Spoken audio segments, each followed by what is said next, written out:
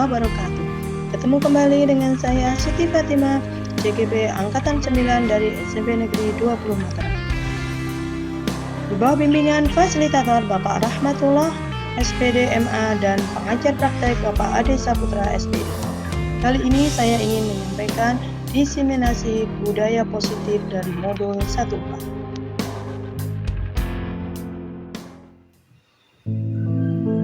Assalamualaikum warahmatullahi wabarakatuh. Bismillahirrahmanirrahim. Alhamdulillah wa syukurillah. Wassalatu wassalamu ala rasulillah Muhammadin ibn Abdillah wa ala alihi wa ashabihi wa mawala. Amma ba'du. Yang hormati Bapak Kepala Sekolah SMP 20 Mataram beserta Bapak Waka dan Ibu Waka serta Ibu Bapak Guru, dan yang terhormati pula Ibu Kasubag SMP 20 Mataram beserta stafnya. Marilah kita panjatkan puji syukur kehadirat Allah Subhanahu wa Ta'ala yang selalu memberikan nikmat sehat, nikmat sempat. Semoga kedua nikmat ini selalu kita syukuri sehingga nantinya ke depan kita bisa meningkatkan kualitas keimanan dan ketakwaan kita kepada Allah Subhanahu wa Ta'ala. Salawat serta salam tetap tercurahkan kepada baginda kita Rasulullah Sallallahu Alaihi Wasallam yang telah mengajak kita, yang telah menunjukkan kita ke jalan yang lurus, ke jalan yang hak, tiada lain adalah ad-dinul Islam.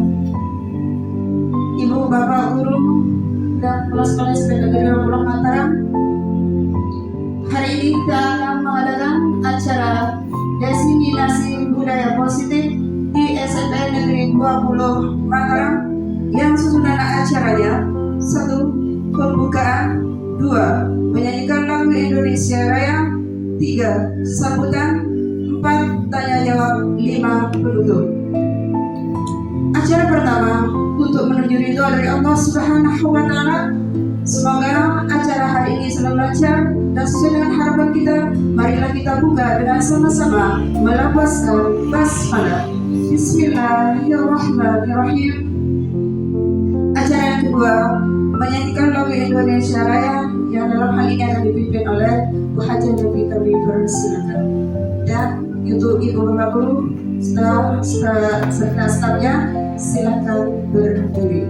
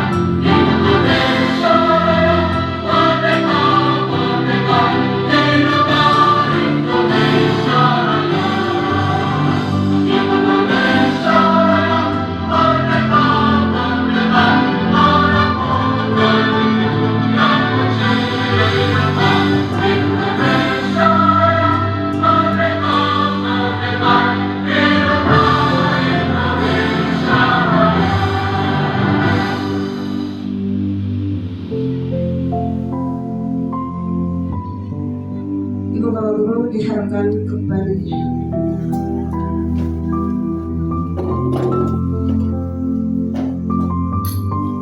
Acara yang ketiga, sambutan. Dalam hal ini akan disampaikan oleh yang terhormat Bapak Kepala Sekolah SMP 20 Mataram. Kami persilakan.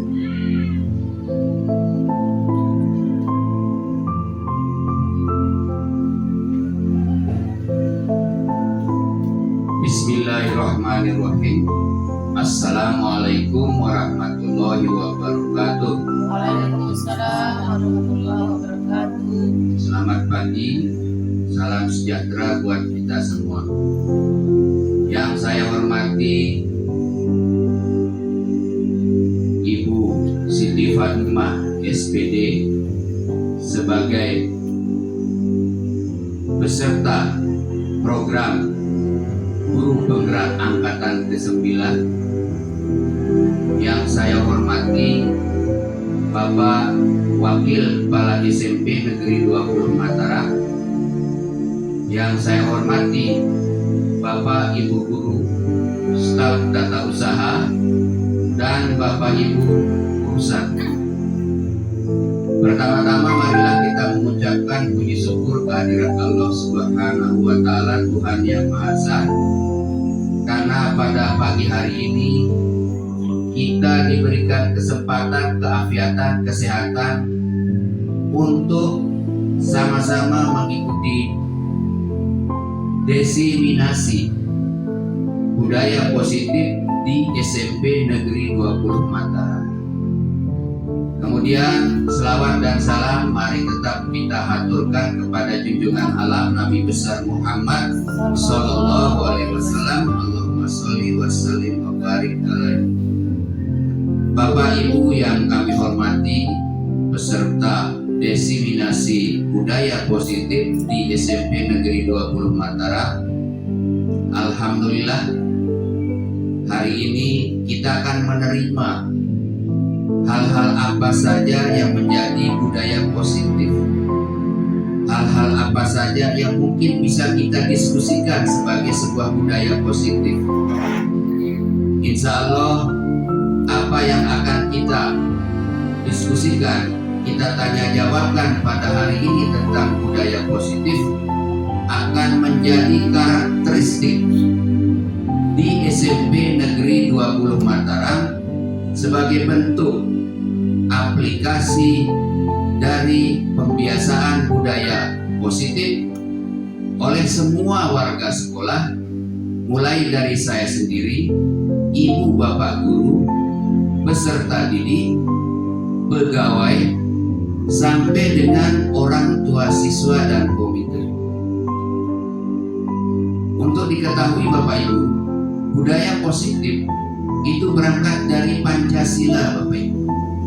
Dari sila-sila Pancasila, di mana di dalam IKM pun siswa dituntut memiliki budaya positif, memiliki karakter profil Pancasila, di mana diantaranya yaitu kita beriman dan bertakwa kepada Tuhan Yang Maha Esa dengan menjalankan segala hal yang bisa kita lakukan di sekolah, baik itu sholat duha, kemudian iman dan takwa, kemudian perayaan hari besar dan sebagainya, terutama hari besar agama karena kaitannya dengan keimanan dan ketakwaan. Kemudian yang berikutnya kita diminta mandiri Bapak Ibu. Ya, tidak hanya peserta didik, kita juga harus diminta mandiri. Ya, ini salah satu bentuk budaya positif. Kemudian kita juga bisa bergotong royong Bapak Ibu dalam segala hal positif tentunya. Nah, oleh sebab itu apa yang menjadi program dari saudara kita yang akan menuntaskan tugasnya sebagai bentuk diseminasi, mari kita dukung Bapak Ibu. Hingga pada hari ini terwujudlah budaya positif sesuai dengan yang dipersyaratkan dalam program Guru Penggerak. Tidak banyak yang kami sampaikan, mudah-mudahan ini adalah awal dari kebangkitan teman-teman, khususnya yang muda-muda. Untuk apa? Untuk mengikuti jejak dari teman kita, Ibu Siti Fatimah SPD, sehingga di sekolah ini akan muncul guru penggerak lainnya. Insya Allah di tahun 2024 kita akan menentukan siapa yang menjadi pemimpin bangsa. Tetapi saya berkeinginan supaya program guru penggerak ini bisa berlanjut. karena nilai-nilai positif sangat banyak yang kita dapatkan. Jadi saya menaruh apresiasi kepada Bapak Menteri kita, Bapak Nadiem Makarim, yang sangat luar biasa, yang sudah membuat pendidikan semakin maju dengan dibentuknya program guru penggerak, sehingga muncul bibit-bibit atau potensi-potensi yang bisa mengembangkan pendidikan secara kualitas maupun secara kuantitas. Itu saja yang bisa kami sampaikan. Kurang lebihnya saya minta maaf. Billahi taufiq wal hidayah. Wassalamualaikum warahmatullahi wabarakatuh. Selamat pagi.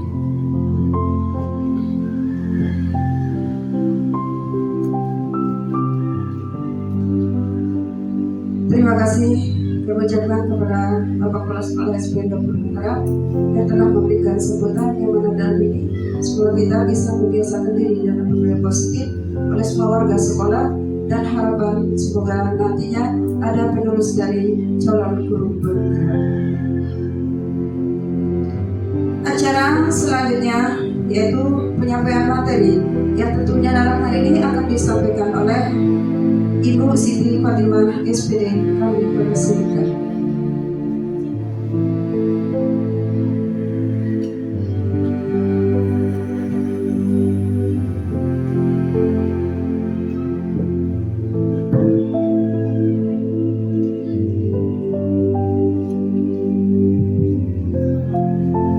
Bismillahirrahmanirrahim. Assalamualaikum warahmatullahi wabarakatuh. Waalaikumsalam warahmatullahi wabarakatuh. Selamat pagi. Pertama kali saya ucapkan banyak terima kasih kepada Bapak Kepala Sekolah yang dalam hal ini telah memberikan izin dan support semangat yang luar biasa bagi saya sebagai calon guru penggerak angkatan 9 dari Kota Mataram. Kemudian kepada Bapak Wakil Kepala Sekolah, kepada Bapak Ibu guru semua yang selama ini telah memberikan dukungan, kerjasama, kolaborasi yang sangat luar biasa kepada saya selama melaksanakan pelatihan pendidikan guru penggerak. Terima kasih atas waktu yang diberikan pagi hari ini.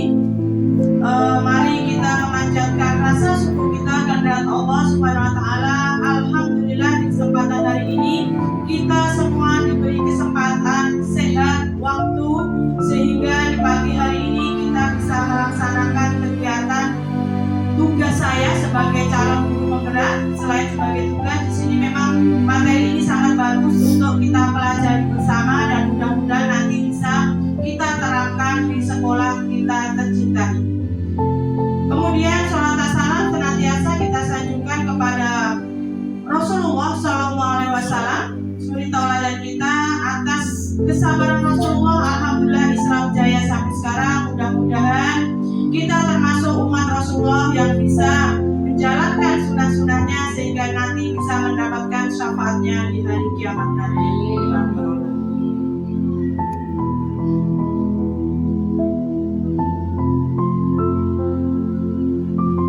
Di sini saya akan menyampaikan sedikit tentang budaya positif dari modul 14 pada pelatihan calon guru penggerak. Diawali dengan pertanyaan pemantik. Mari kita kegiatan hari ini itu lebih banyak interaksi. Oke, nanti kita saling berdiskusi. Di sini ada pertanyaannya. Kira-kira setuju tidak nanti? Pertama, hukuman itu dapat mendisiplinkan anak. Kemudian yang kedua, pemberian hukuman dengan hal positif seperti membaca atau membersihkan halaman sekolah dapat meningkatkan disiplin anak. Kemudian yang ketiga, memberikan penghargaan dapat meningkatkan motivasi pembelajaran anak. Mari Bapak Ibu guru yang mau mengungkapkan pendapat silahkan untuk mengangkat jari menjawab. Terima kasih. Mari Bu Juni. Oke, langsung saja Bu Juni. Di sini aja. Oke, langsung di situ aja. Ya, saya setuju dengan tiga pendapat itu. Karena apa? Memang sih kalau yang pertama hukuman dapat mendisiplinkan anak dengan cara hukuman yang positif seperti tadi sampah dan lain-lain itu tidak ya bisa membuat efek jerah juga bisa bermanfaat bagi kita bersama. Kemudian yang ketiga, memberikan penghargaan. Ya jelas itu memang bisa memotivasi belajar anak. Sekian, terima kasih. Terima kasih Bu Juni. Mungkin ada dari Bapak Ibu guru lain yang mau menanggapi. Oke, silakan Bu Aja. Terima kasih.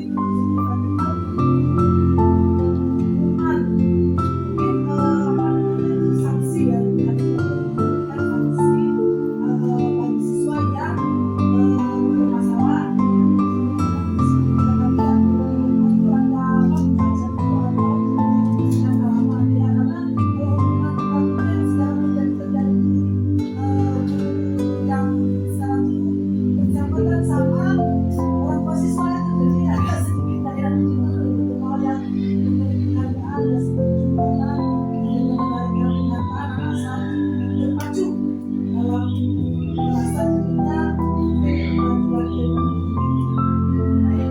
Terima kasih Bu Aja atas tanggapannya. Ada mungkin yang lain atau cukup Bapak Ibu guru?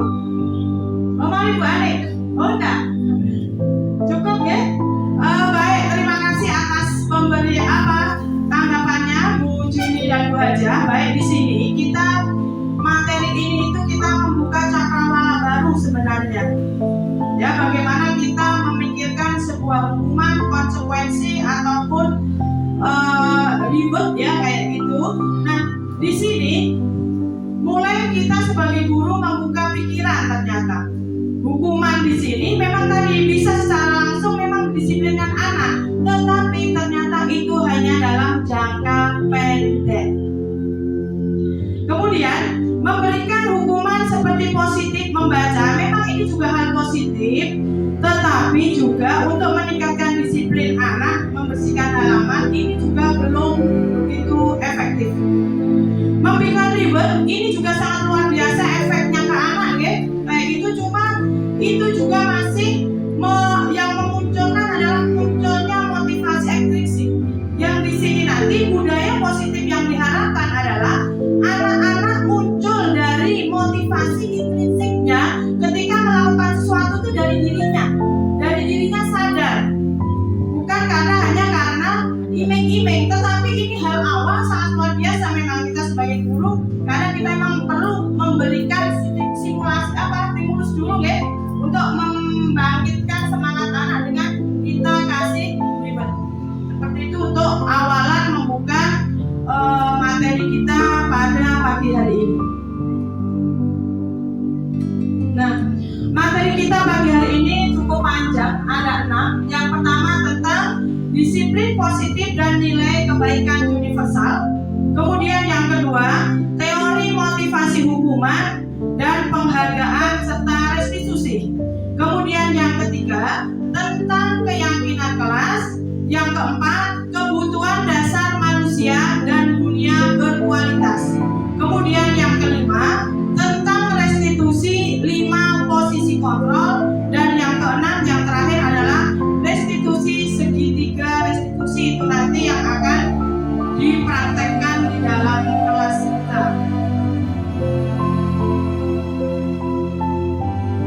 Dimulai dengan materi pertama, disiplin positif dan nilai-nilai kebajikan universal. Ini sesuai dengan tadi yang sudah disampaikan oleh Bapak Kepala Sekolah.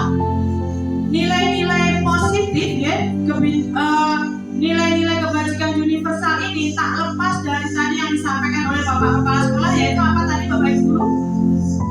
6 profil pelajar Pancasila, yaitu apa? Pertama, beriman kepada Tuhan Yang Maha Esa dan berakhlak mulia. Kemudian yang kedua, ya, yang ketiga mandiri. Yang keempat, inovatif. Yang kelima, kreatif. Yang keenam, berbhinneka tunggal ika. Nah, di sini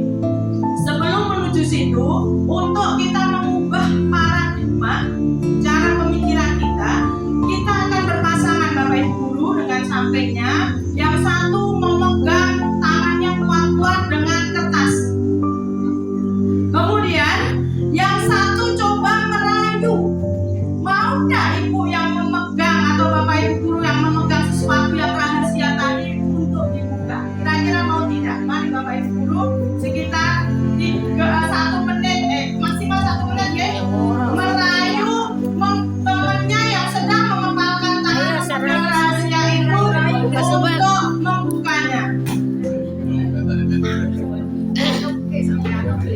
Ayo buka super. Oke, juga boleh, pokoknya tangan ini satu orang mempraktekkan memegang rahasia sesuatu yang sangat dirahasiakan, keinginan hatinya. Yang satu merayu bagaimana biar tangan ini dibuka.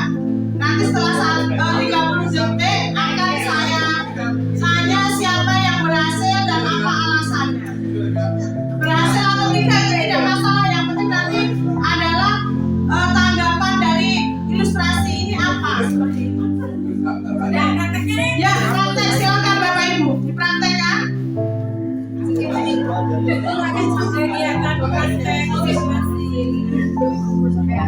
Ya, kawankan sama yang kan pengamat.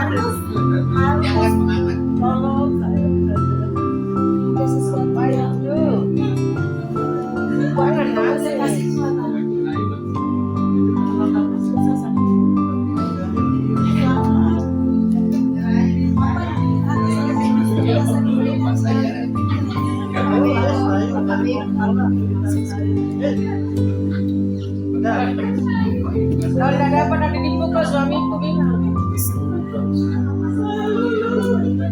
Berhasil? Baik, terima kasih Bapak Ibu guru atas waktunya ya, telah menyempatkan. Siapa pasangan mana yang mau berbicara? Apakah bertahan atau membuka alasannya seperti apa? Silakan. Oke, silakan pasangan Bu Aja sama Bu Nurbaya. Bisa pakai ini. Ya, berdiri.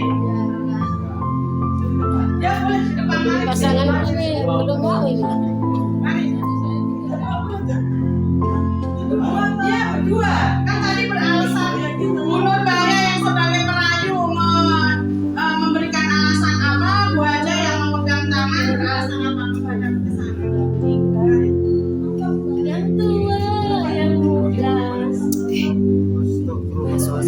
Ya tadi ini kan kita sepakat bahwa saya ini di dalam kertas ini ada rahasia yang bisa membantu saya, sehingga saya memohon Ibu Haja ini supaya diberikan saja, saya sangat membutuhkan. Itu tadi. Kalau saya lebih begini, kalau kita sebagai manusia tentunya tidak luput dari salah, ya. Jadi apapun yang kita lakukan itu berusaha untuk benar sebenarnya, tapi dalam proses ada kesalahan itu harus dimaafkan. Begitu juga dengan siswa kita, ketika hari itu mungkin psikologis anak atau kesiapan anak, jadi dengan memaafkan itu mungkin antara kedua belah pihak itu saling bersepakat untuk membuat lebih baik, karena manusia itu memang ada sifat hilaf atau salah itu. Terima kasih dulu.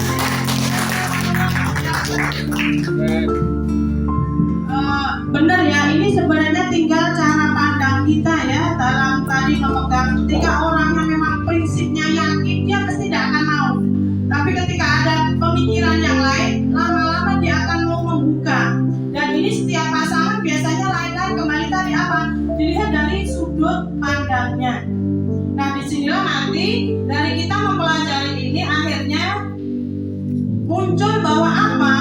Teori kontrol, bahwa guru itu bisa mengilusi, bisa mengontrol murid, kemudian bahwa kritik membuat orang merasa bersalah, menguatkan karakter, kemudian bahwa semua penguatan positif itu efektif dan bermanfaat, dan orang dewasa memiliki hak untuk memaksa. Ini akan mulai masuk ke diri kita dengan tadi saat kita mengepalkan tangan, bahwa sebenarnya kita sebagai orang dewasa itu tidak bisa memaksa. Maka tadi contohnya dia merayu, Nurbaya tadi merayu Bu Aja bagaimana biar rahasianya tadi dibuka kayak gitu. Itu sama dalam kasus kita ketika kita menghadapi siswa, kita kan terus mencoba seperti itu ya, apa kondisi siswa ini seperti apa, kayak itu yang mau kita hadapi.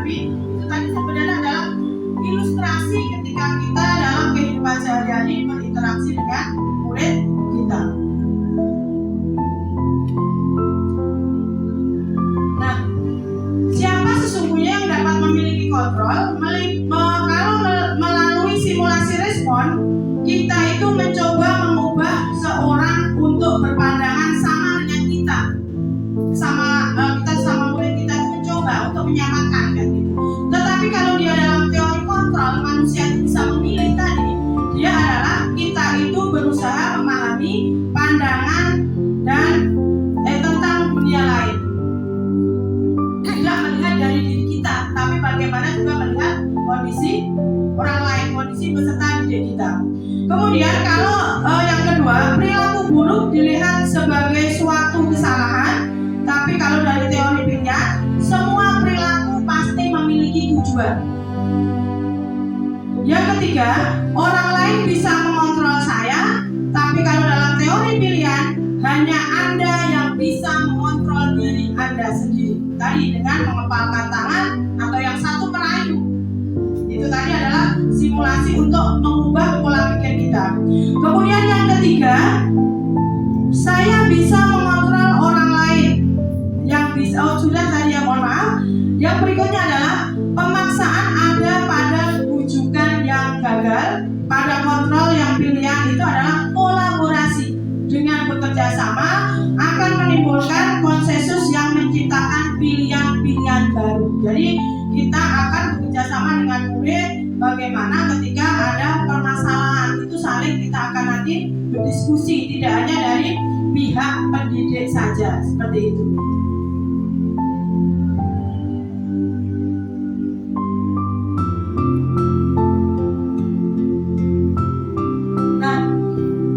Disiplin positif di sini maknanya ya, sebenarnya kalau kita dalam kehidupan sehari-hari itu kan kadang kita berpikir bahwa disiplin itu ikut aturan.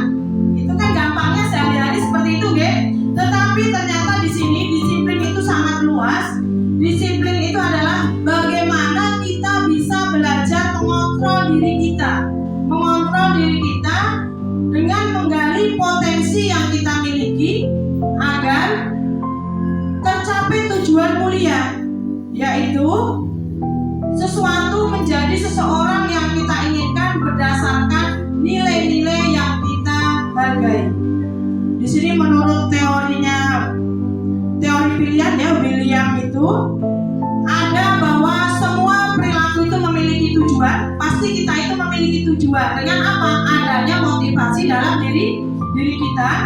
Di sini nanti ada kadang anak itu melakukan sesuatu itu hanya karena untuk menghindari hukuman. Inilah yang dinamakan baru motivasi ekstrinsiknya, motivasi dari luar. Kemudian yang kedua, anak melakukan sesuatu hanya karena imbalan. Kayak tadi dari pemantik yang ketiga tadi, karena ada hadiah dari guru, saya mau melakukan ini. Ini masih pada motivasi ekstrinsiknya, motivasi luar. Nah, yang kita akan coba dari budaya positif ini bagaimana anak itu muncul dari motivasi dirinya sendiri, yaitu apa? Dengan menghargai dirinya sendiri. Contohnya apa? Kita memakai helm. Kalau motivasi dari luar, pasti yang muncul apa? Biar tidak kena tilang polisi, ya enggak? Tapi kalau motivasi dari diri sendiri, biar saya selamat memakai helm, biar aman, biar tidak kena angin. Itulah yang akan kita bicarakan di pagi hari ini, tuh lebih ke tujuannya bagaimana anak nanti bisa disiplin dari dirinya. Yang muncul adalah motivasi intrinsiknya. Saya lanjut untuk menghemat waktu, ya. Nah, nilai kebajikan tadi sudah saya sampaikan di depan sesuai dengan yang disampaikan oleh Bapak Kepala Sekolah tadi, sesuai dengan karakter profil pelajar Pancasila. Jadi tidak perlu saya lanjutkan, tak perlu saya bahas, langsung kita lanjutkan ke berikutnya. Materi yang kedua yaitu tentang teori motivasi, hukuman, dan restitusi. Nah, tadi sudah saya sampaikan ketika anak-anak melakukan sesuatu itu masih dari motivasi eksternal ya. Kalau itu untuk awalan tidak apa-apa. Tetapi untuk yang kita cari ini adalah anak-anak untuk jangka panjang. Nah, kalau untuk jangka panjang adalah kita memotivasi anak biar yang muncul itu dari dirinya dengan cara apa? Menghargai diri kita. Contohnya kita saja, kita datang ke sekolah ini takut bapak kepala sekolah tepat waktu karena takut sama bapak kepala sekolah, atau menghargai diri kita karena memang kewajiban kita.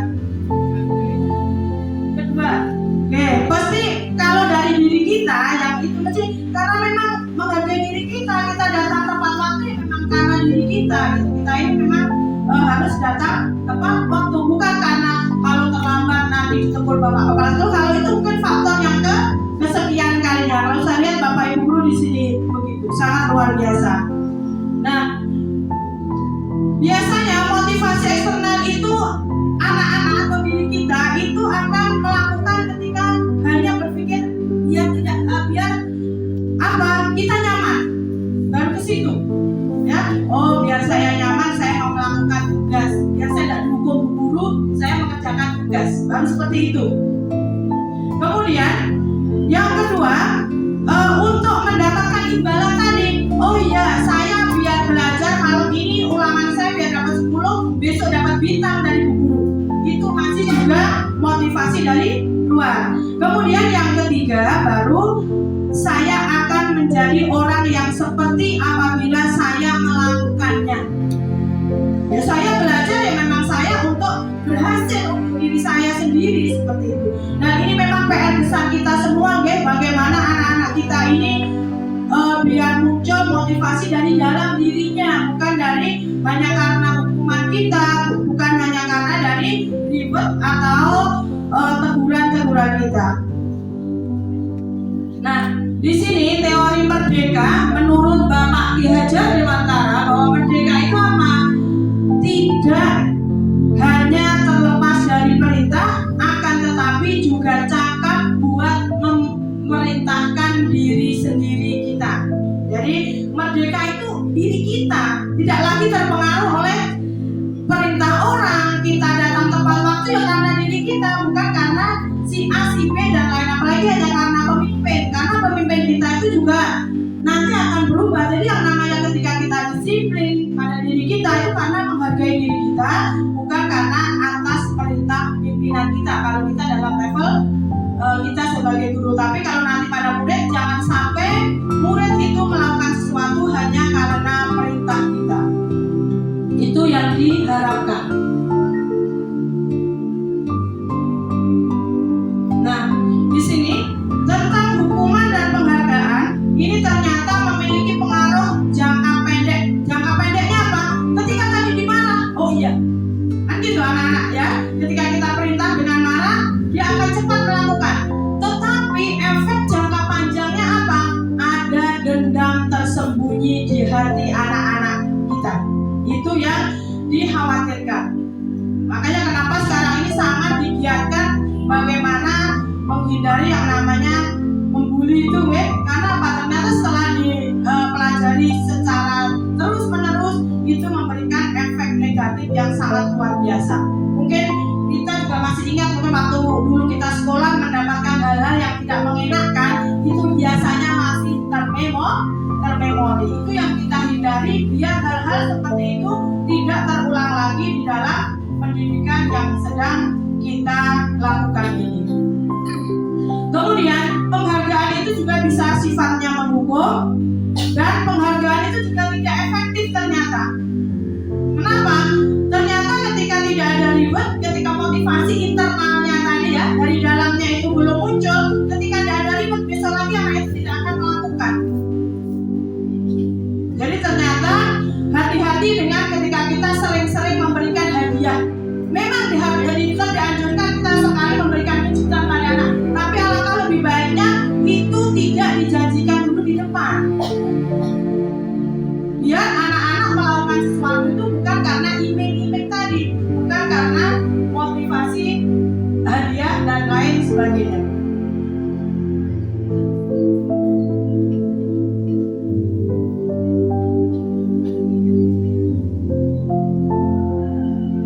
Nah, contoh pengakuan contoh apresiasi kebijakan bisa dilihat. Kemarin saya perhatikan, kemudian saya menghargai. Terima kasih untuk. Nah itu jadi ketika kita mengucapkan ke anak didik kita itu tidak hanya sekedar bagus gitu. Tapi harus ada bagus nak, tadi kamu apa? Jadi anak itu akan merasa, oh saya dipuji bu guru karena ada sesuatu yang dilakukan. Karena kan kita selama ini ketika kita memberikan penghargaan kepada anak didik kita kan sudah good, keren. Nah, kerennya itu apa? Itu harus ditunjukkan ke anak tersebut. Oh, keren nak, kamu hari ini tidak terlambat. Oh, bagus, hari ini kamu bisa tertib di jam guru. Jadi diungkapkan secara detail sehingga anak tadi tidak merasa hanya terima kasih apa seperti itu. Kemudian apa? Oh, terima kasih ya nak, hari ini kamu sudah membawa buku pelajaran, atau kamu hari ini berdiskusi dengan apa? Semangat memimpin teman-temanmu untuk tertib. Itu harus dibicarakan ke anak secara detail sehingga anak itu akan menangkap. Tidak hanya terima kasih apa, dibilang keren-kerennya apa, seperti itu.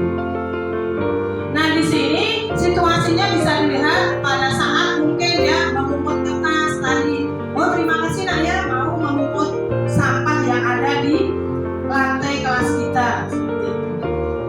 Selanjutnya ini kita untuk biar tidak tertutup, kira-kira apa ini Bapak Ibu? Ketika mencatat 100 kali di dalam buku kalimat, saya tidak akan terlambat lagi karena terlambat ke sekolah. Kira-kira ini hukuman atau konsekuensi? Hukuman, oke, nanti kita akan lihat jawaban betulnya. Kemudian yang kedua, lari mengelilingi lapangan basket 2 kali karena terlambat hadir di sekolah. Kira-kira hukuman atau konsekuensi? Hukuman. Kemudian yang ketiga, murid diminta untuk push up 15 kali karena tidak menggunakan masker ke sekolah. Hukuman. Konsekuensi. Tidak apa-apa, tidak ada masalah. Nanti kan kita akan melihat mana yang lebih tepat seperti itu. Tidak ada yang salah. Kemudian yang kelima, membersihkan tumpahan air di meja tulis karena tersenggol pada saat belajar. Konsekuensi. Yang keenam, murid disuruh untuk tidak mengenakan sepatu seharian di sekolah karena tidak menggunakan sepatu hitam. Kita lihat ya jawabannya. Nah, ketika ternyata kita menyuruh anak-anak selama ini ya, saya akan tertib 100 kali, ternyata itu baru bentuk hukuman. Yang kedua, lari mengelilingi lapangan 2 kali karena terlambat juga termasuk hukuman. Kemudian yang ketiga, murid diminta untuk push up 15 kali ketika tidak memakai masker juga termasuk hukuman. Nah, ini baru ini mulai nih. Menggantikan kertas tugas teman yang dicoret-coret. Konsekuensinya. Ya, betul. Sebagai wujud konsekuensi kan tanggung jawab ya kayak gitu. Kemudian membersihkan tumpahan air di meja tulis karena tersenggol saat belajar. Konsekuensi. Kemudian murid disuruh untuk tidak menggunakan sepatu seharian karena tidak memakai sepatu hitam. Hukuman. Jadi konsep kita tentang membedakan mana itu hukuman, mana itu konsekuensi sudah tepat. Tepuk tangan untuk Bapak Ibu semua. Nanti Bu ya. Es krim. Boleh Bu nanti. Nah, di sini jadi ternyata ada perbedaan antara hukuman dan konsekuensi. Kalau hukuman itu biasanya memberikan efek yang menyakitkan, tapi kalau konsekuensi sesuatu yang memang terjadi karena melakukan A, ya konsekuensinya kamu harus melakukan B. Nah, gitu. Kemudian yang kedua, hukuman itu membuat anak akan sakit, baik secara fisik maupun secara hati. Kalau konsekuensi membuat anak merasa tidak nyaman dalam jangka waktu yang pendek saja. Jadi tidak akan menimbulkan sesuatu yang membuat sampai kadang ada kejadian kan, bahan pokok di sebenarnya itu sudah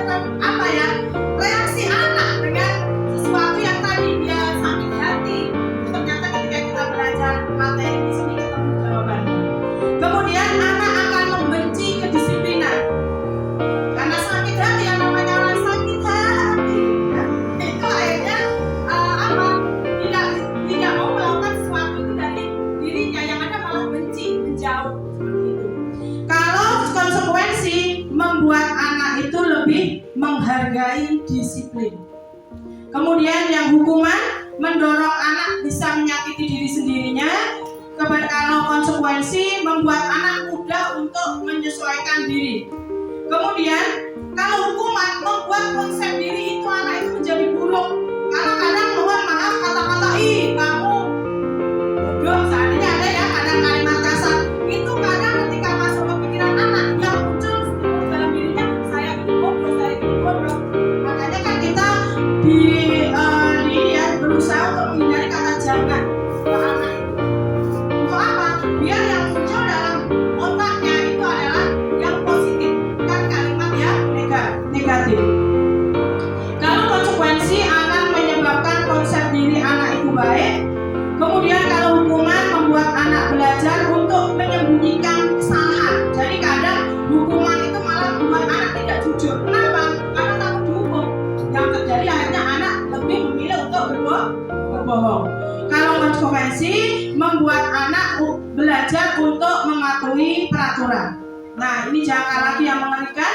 Hukuman itu membuat orang marah, rasa bersalah, dan dipermalukan, merasa tidak dihargai. Tapi kalau konsekuensi membuat anak itu tidak nyaman, diasingkan hanya dalam waktu sementara saja.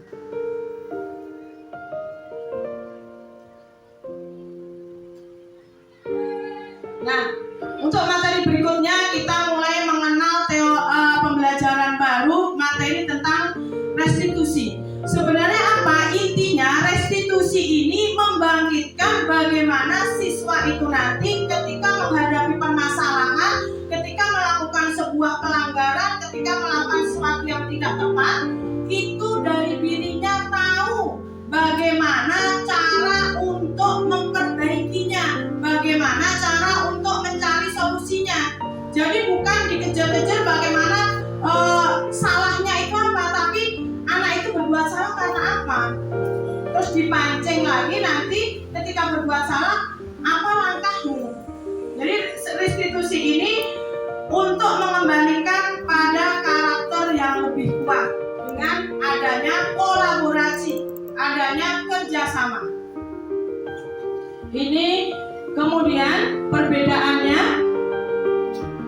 Nanti saya kasih lembarannya Bapak Ibu Guru ya, kalau memang dibutuhkan apa sih perbedaan hukuman, konsekuensi, restitusi.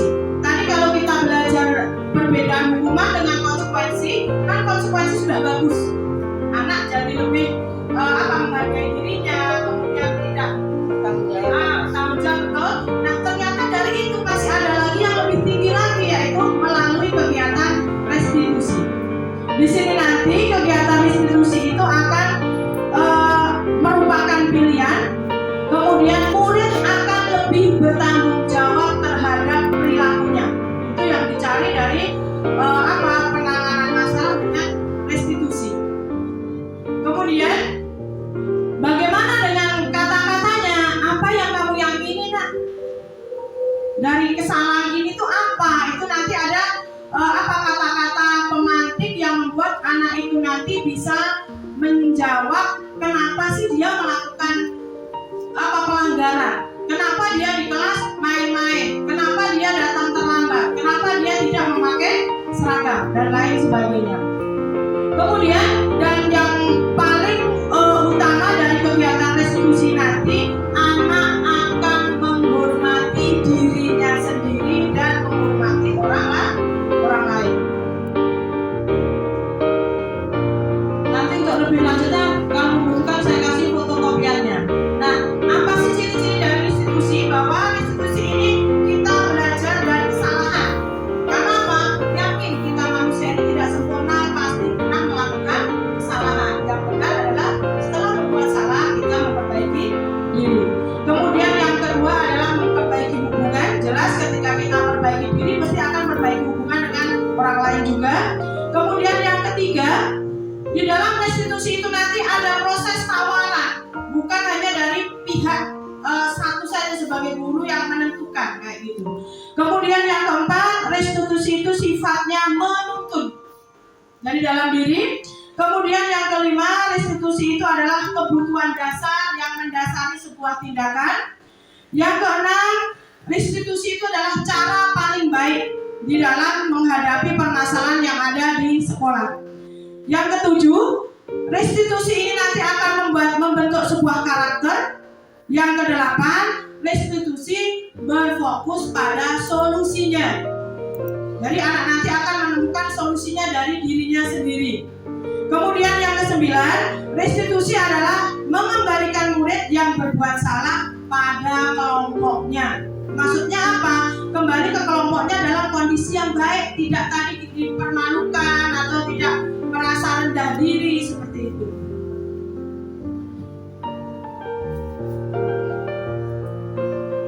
Mengapa tidak peraturan saja? Mengapa harus keyakinan kelas? Ini sudah menuju materi berikutnya, yaitu tentang keyakinan kelas. Jadi baiknya ternyata di dalam kelas-kelas kita itu nanti kita akan membuat keyakinan kelas. Keyakinan kelas itu kalau dulu mungkin namanya kesepakatan.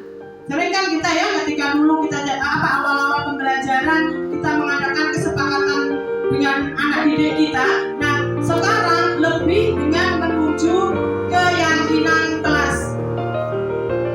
Bagaimana kita memiliki peraturan yang harus menggunakan helm tadi kayak gitu bila mengendalikan kendaraan roda 2. Mengapa kita harus memakai masker?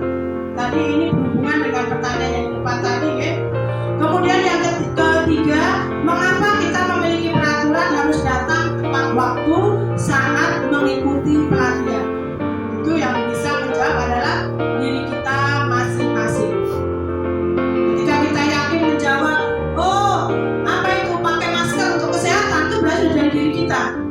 Kita datang pelatihan tepat waktu, itu menghargai diri kita. Bagaimana kita menghargai waktu biar kita tidak terlambat dan kita istilahnya karena memang kita sudah mengikuti suatu kegiatan ya kita harus datang sesuai yang sudah ditetapkan. Nah, untuk mendukung motivasi intrinsik muncul tadi, makanya nanti di dalam kelas dibuatlah keyakinan kelas. Kita berdiskusi dengan peserta didik kita. Setelah itu nanti apa yang sudah ditentukan, biasanya yang bagus itu nanti dengan ditempel.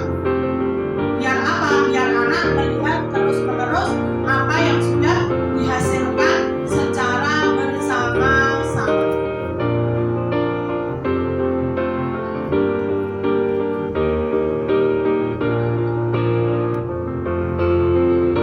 Nah, di sini ternyata kita memiliki lingkaran ya di dalam awalannya kita mungkin dulu membuat peraturan kelas dulu biar bisa budaya positif di sekolah itu dimulai itu dari lingkaran kecil dulu, membuat dulu mungkin yang ada adalah peraturan kelas. Nah setelah peraturan kelas itu sudah ada, itu yang akan kita diskusikan dengan peserta didik kita, akhirnya membentuk yang namanya keyakinan kelas. Contohnya apa keyakinan kelas itu? Menghormati orang lain. Nah menghormati ini kan banyak sekali cabangnya. Kemudian apa? Belajar. Banyak nanti yang akan kita pelajari. Kemudian ketika keyakinan kelas itu bisa terjadi berjalan dengan lancar, akhirnya akan menimbulkan apa? Lingkungan yang positif pada sekolah. Karena apa? Peserta didik sudah melaksanakan keyakinan kelas yang sudah disepakati tadi. Ketika lingkungan positif sudah tercipta, sudah membudaya dalam sekolah, yang terakhir pasti akan menimbulkan yang namanya budaya positif di dalam sekolah tersebut. Memang prosesnya butuh panjang, tidak bisa sekedar kita bicara, tapi memang harus terus pelan-pelan terus menerus, akhirnya nanti budaya positif yang anak itu muncul dari dirinya akan terwujud. Nah, kira-kira Bapak Ibu guru biar tak ngantuk, kira-kira pilih yang kanan atau yang kiri, mana yang kesepakatan kelas? Oke, dibaca dulu 1 menit. Maju Bu Yati, kalau tidak kelihatan Bu Yati.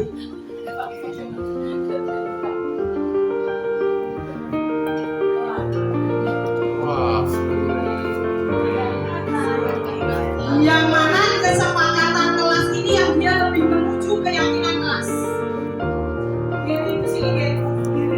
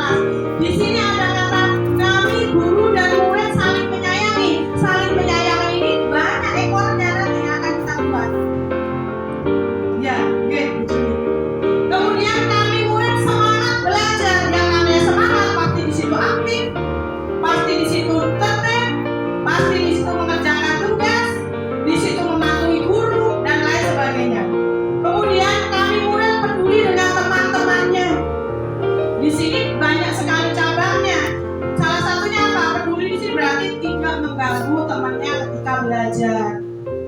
Memang ini hal baru yang akan kita pelajari pelan-pelan. Saya yakin dengan kolaborasi yang bersama yang bagus, SMP 20 nanti juga akan bisa membuat budaya positif yang luar biasa.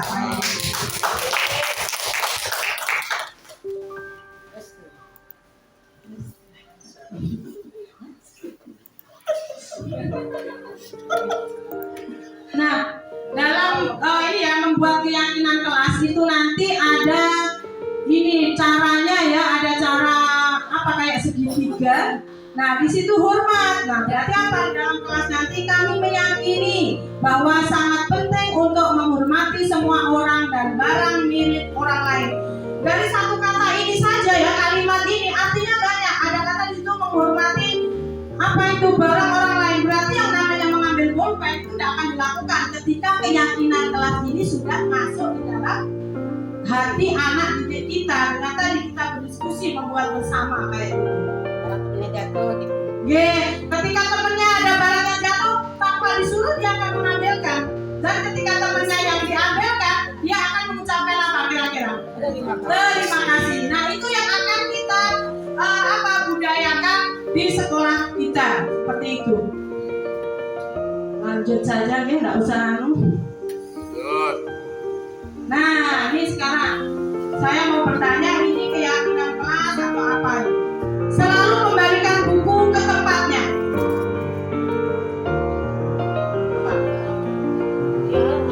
Keyakinan dilarang mengganggu orang lain. Peraturan ya. Nanti di sekolah 15 menit sebelum pelajaran dimulai. Peraturan. Dilarang melakukan kekerasan. Peraturan. Dilarang menggunakan narkoba. Peraturan. Bergantian atau menunggu giliran. Keyakinan. Gunakan masker. Keyakinan bisa sekarang. Keyakinan. Keyakinan pasti tidak udah kelihatan keyakinan. Keyakinan. Kemudian jangan berlari di kelas atau koridor. Peraturan. Kita lihat jawabannya di bawahnya. Enggak, Bapak. Nah, Jadi dapat. ternyata di sini itu selalu mengembalikan buku ke tempatnya itu termasuk keyakinan kelas untuk apa? Tanggung jawab. Jadi nanti itu di kelas itu tidak lagi muncul kata kembalikan buku ke tempatnya Anda, tapi apa?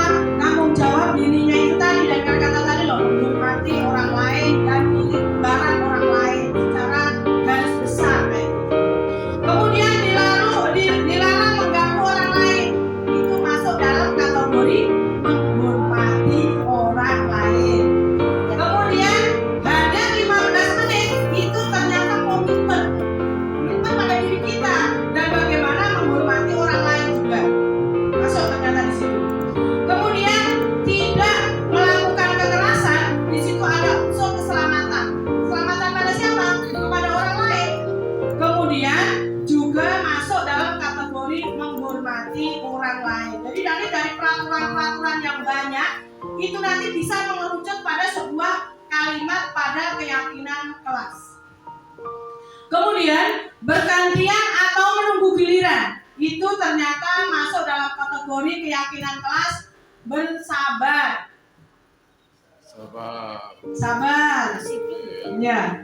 Gunakan masker adalah kesehatan dan keselamatan. Benar semua tadi Ibu.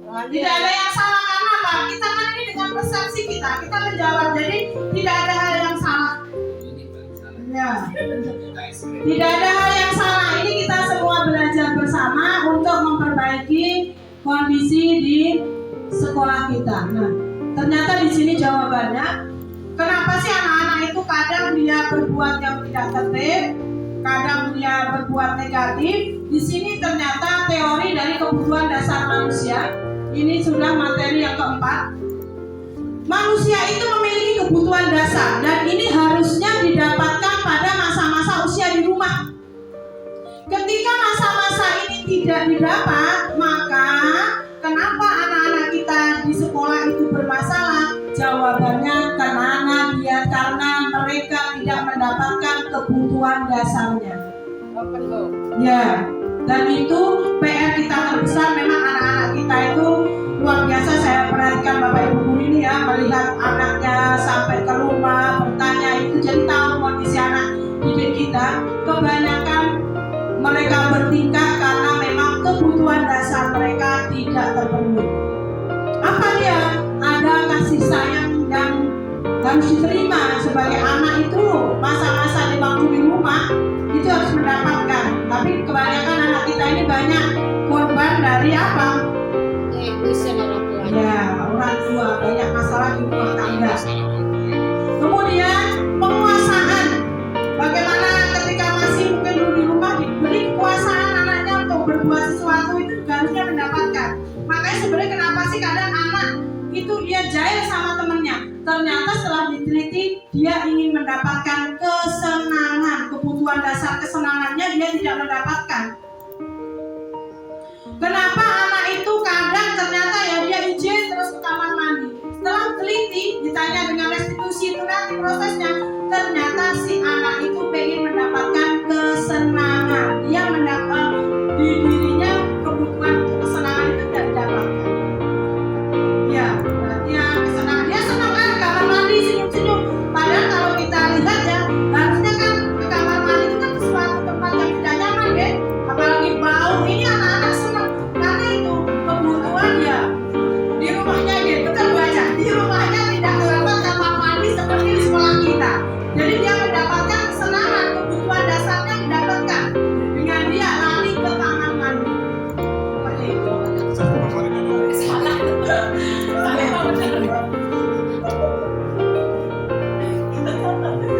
Nanti baby marah. Nah, ini sekarang sudah materi yang ini ya, bahwa ternyata kita di dalam sekolah itu kita melakukan ketika berhadapan dengan masalah dengan siswa itu kita melakukan tuh harusnya ada, selama ini mungkin masih sampai pada tahap mana teman atau sudah sampai manajer.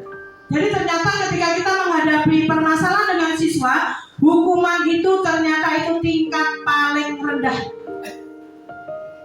Kasih sayang nomor 1. Yang bagus nanti ketika kita menghadapi permasalahan anak itu sampai ke level 5, yaitu apa? Kita guru sebagai manajer. Manajer inilah nanti yang akan menggunakan segitiga restitusi. Yang terakhir yang akan kita bahas. Jadi di dalam kita menghadapi permasalahan anak didik kita itu memiliki 5 kelompok, 5 jenis.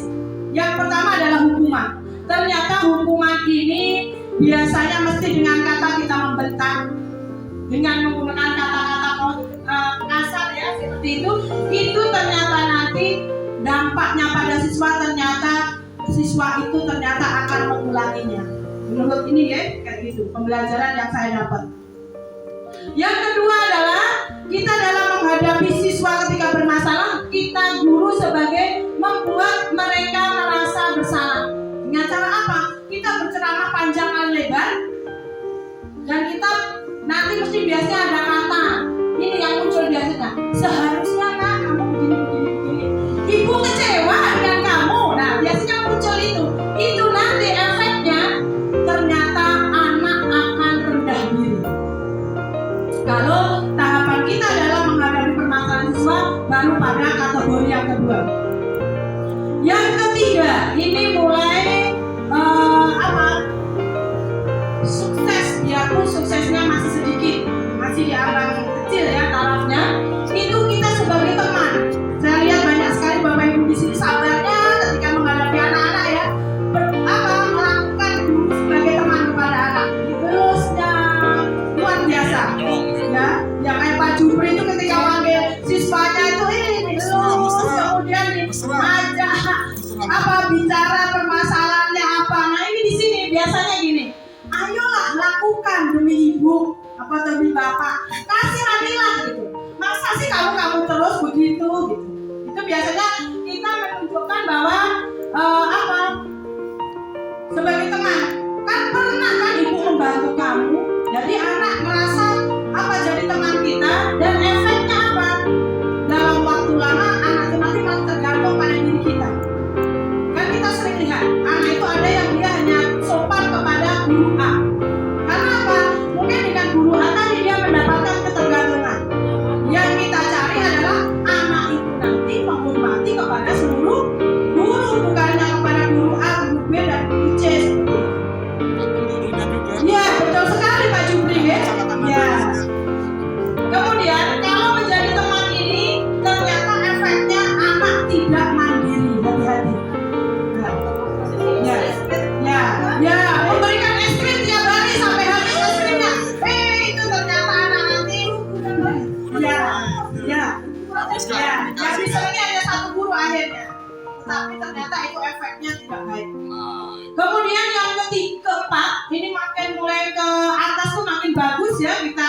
memposisikan kita guru itu sebagai pemantau.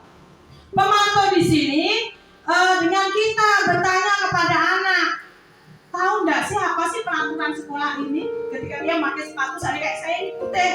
Jadi saya harusnya ditegur bawa kepala ini ya, pakai sepatu hitam. Nah seperti itu. Oke, institusi, betul sekali. Itu ditanya apa peraturannya.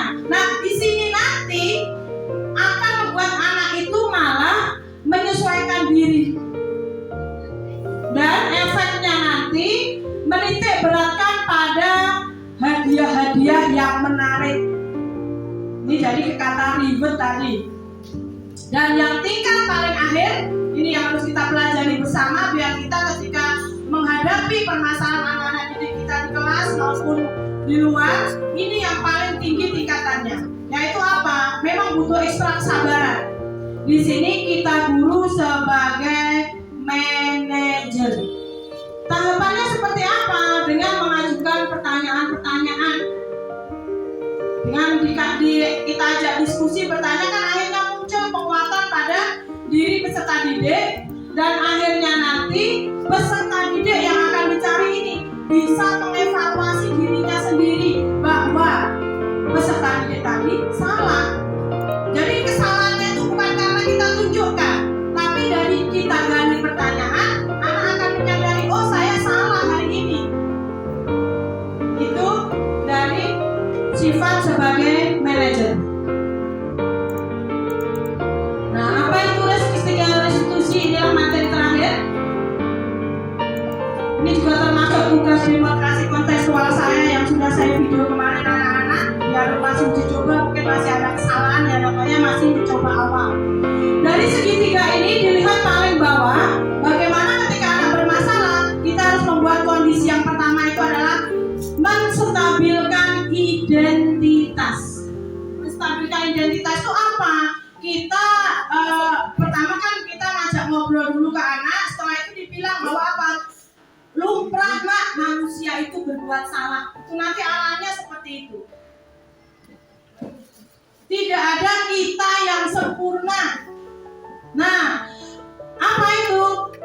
Dan Bu Guru yakin tidak hanya kamu aja yang melakukan hal ini. Kita pancing-pancing yang akhirnya nanti apa? Kondisi anak yang tadinya mungkin masih marah, bidok dengan teman dan lain sebagainya, dia nanti akan stabil dulu emosinya. Karena apa? Kita giring tadi bahwa apa? Kita manusia itu semuanya bersalah, pernah bersalah maksudnya gitu. Dan di situ kita nanti akan memperbaiki diri.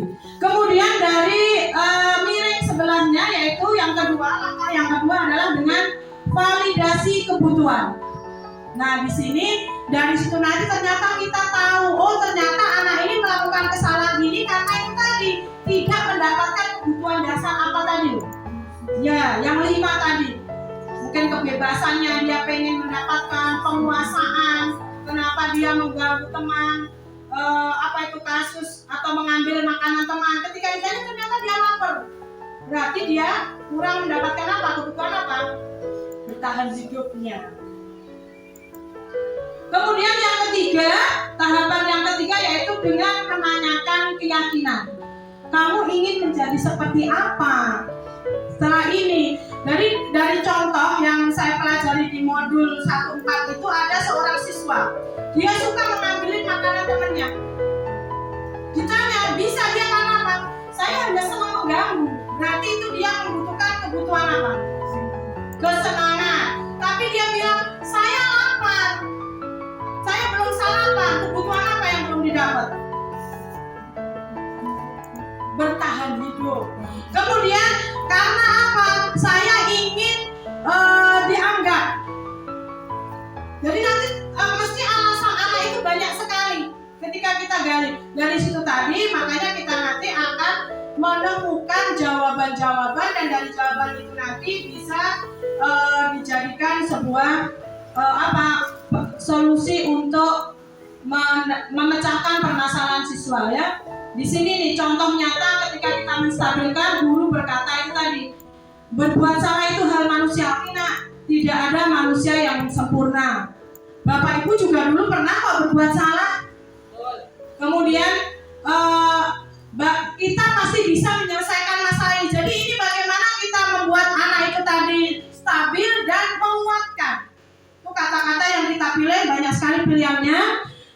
Kemudian yang kedua tentang validasi, nggih. Nah, ini kamu bisa saja melakukan yang lebih buruk, tapi kamu tidak melakukan karena apa gitu. Kemudian kamu pasti punya alasan. Alasanmu apa sih? Nah, kok tadi terlambat? Kok tadi tidak memakai dasi? Ini adalah langkah-langkah yang kita lakukan untuk mempraktekkan segitiga restitusi. Kemudian langkah yang terakhir, setelah terakhir, untuk menjadikan keyakinan di kelas tadi berjalan, kita akan bertanya, keyakinan kelas kita apa yang sudah kita sepakati gitu. Nah, dari keyakinan kelas itu berarti kan anak sadar bahwa apa? Anak tadi melanggar keyakinan kelas yang sudah dibuat secara bersama-sama. Demikian paparan yang dapat saya sampaikan. Mohon maaf atas segala kekurangan. Terima kasih sekali lagi atas waktu yang diberikan. Mudah-mudahan ada pencerahan buat kita semua untuk kemajuan sekolah negeri tercinta kita ini.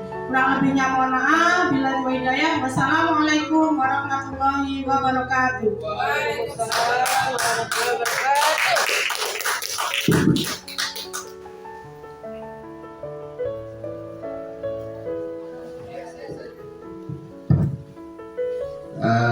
Baik Ibu calon guru penggerak yang sudah mempresentasikan materi tentang diseminasi budaya positif. Alhamdulillah di sini kita sudah mendapatkan banyak ilmu terkait bagaimana membangun budaya positif, mulai dari hukuman, peraturan, keyakinan, sampai dengan ada restitusi. Nah, yang perlu mungkin kita garis bawahi di sini. Yang pertama, apa yang disajikan oleh Ibu Siti Fatimah sebagai pemateri itu berangkat dari teori humanisme. Mungkin di BK ini sangat dikedepankan, berbeda dengan teori behavioristik, yaitu teori hukuman dan hadiah. Tetapi apapun itu sebenarnya tergantung dari kondisi. Ada yang efektif dengan cara hukuman, ada yang efektif dengan cara keyakinan, dan ada yang efektif dengan restitusi, tergantung kondisi sebenarnya. Tetapi pendekatan yang sangat humanis itu adalah restitusi tadi. Nah, nanti insya Allah mungkin kepada Ibu Fatim, kira-kira dari yang disampaikan ini tentunya ada porsi masing-masing atau secara proporsional. Bagaimana kita memix atau menggabungkan dari hukuman, peraturan, keyakinan, restitusi terhadap regulasi atau aturan atau awik-awik di sekolah kita. Nah, oleh sebab itu nanti kita minta menurut Ibu Siti Fatimah, apakah sekolah bisa menerapkan yang lainnya secara proporsional, atau kita cukup menggunakan restitusi lalu kita mendapatkan sebuah produk dari sebuah, ya kita katakanlah tata tertib sekolah, ya. Nah, kalau kita menggunakan restitusi tadi, alurnya memang sangat panjang Bapak Ibu, perlu kesabaran. Tapi kadang-kala kita ingin penanganan cepat. Nah, oleh sebab itu mungkin saya ingin bertanya kepada Ibu Guru Penggarap, jangan sampai saya dibilang hanya datang untuk duduk, ya, tidak ada proses menganalisa, menyimak dan sebagainya. Jadi mungkin saya ulangi sekali lagi, kira-kira dari hal-hal yang bisa kita lakukan, apakah perlu ada penerapan secara proporsional, mulai dari tahapan dengan hukumannya atau seperti apa, itu yang perlu kami dapatkan jawaban dari Oke, Bu Siti Fatimah, oke. Silakan. Baik, terima kasih Bapak Kepala Sekolah atas tanggapannya. Kalau menurut saya di Bapak Min, setelah mempelajari modul 1-4 ini, kita bertahap Bapak Min, jadi tidak bisa langsung serta-merta restitusi, karena apa? Keyakinan kelas pun kan belum kita buat. Jadi tetap kita menjalankan, ketika memang ada kesalahan kita kasih dia sebuah hukuman itu untuk awalan dulu gitu, untuk kita, karena pas segala sesuatu itu tidak mungkin langsung berubah. Jadi perlu tadi kan, restitusi ini kan butuh waktu yang terus menerus dan kontinuitas kayak gitu. Jadi kalau menurut saya tetap ini kita jalankan Bapak Nggih, sambil situasi yang sudah kita laksanakan seharian itu kita laksanakan, sambil kita terus membuat yang tadinya anak-anak belum, kan ini keyakinan kelas itu sesuatu yang panjang harus kita buat Bapak. Karena apa? Anak-anak itu harus tahu dulu peraturannya itu seperti apa yang sudah dalam kelas itu, kemudian peraturan sekolah, nanti kan lingkupnya juga dalam sekolah juga. Ketika itu sudah dipahami, baru bisa jalan keyakinan itu. Itu memang butuh proses panjang. Jadi yang sudah berjalan ini kita laksanakan pelan-pelan, diperbaiki menujulah nanti pada tingkatan restitusi tadi.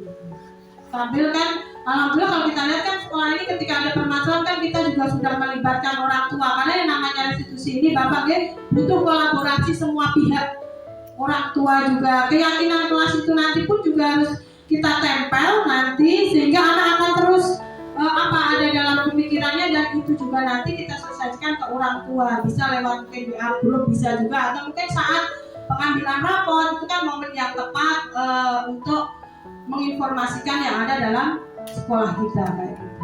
Itu mungkin Bapak Nasir. Terima kasih. Ya, terima kasih kepada Ibu Fatim. Jadi sudah terjawab. Memang perlu tahapan yang panjang, dan sepertinya memang untuk anak-anak yang kompleks permasalahannya sangat dibutuhkan yang namanya restitusi. Tetapi kalau anak-anak yang barangkali tidak terlalu kompleks, kita bisa memilih mana yang lebih efektif seperti itu. Yang jelas ini hal yang mungkin sifatnya baru, untuk menjawab saja kolom-kolom yang disajikan oleh Ibu Siti Fatimah tadi, variasi jawaban kita nih. Apalagi kita nanti memberikan semacam keyakinan kepada anak, membuat keyakinan-keyakinan, maka perlu proses yang panjang dengan pemahaman apa sih sebenarnya keyakinan itu sendiri. Nah, itu saja barangkali teman-teman, saya kembalikan kepada MC.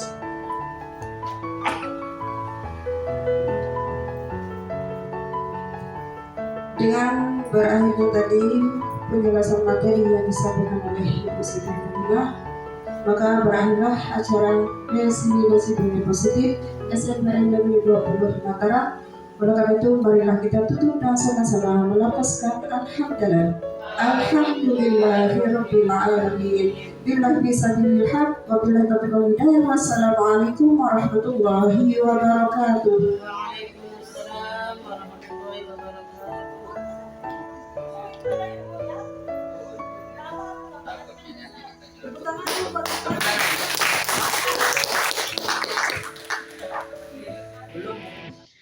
Demikian diseminasi budaya positif di SMP Negeri 20 Mataram. Terima kasih kepada semua pihak, kepada Bapak Kepala Sekolah, kepada rekan-rekan guru semua, dan kepada Ibu Kasubag serta pegawai tata usaha atas kerjasamanya sehingga diseminasi budaya positif bisa terlaksanakan. Semoga bermanfaat. Guru bergerak, Indonesia maju.